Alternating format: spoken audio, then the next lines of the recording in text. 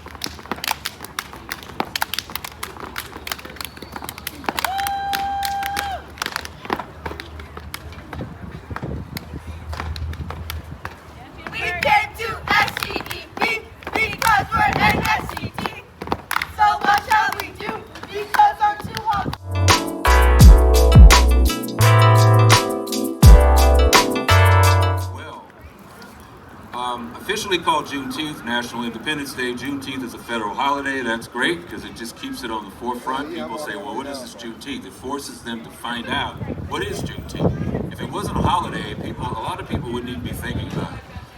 On June 19, 1865, Mayor General Gordon Granger ordered the final enforcement of the Emancipation Proclamation in Texas.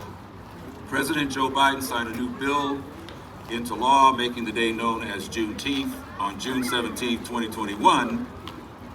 One quote I do like from President Biden was that he said that Juneteenth doesn't ignore the moments of great pain, they embrace them. Sing a song full of the faith that the dark past has taught us. Sing a song full of the hope that the present has brought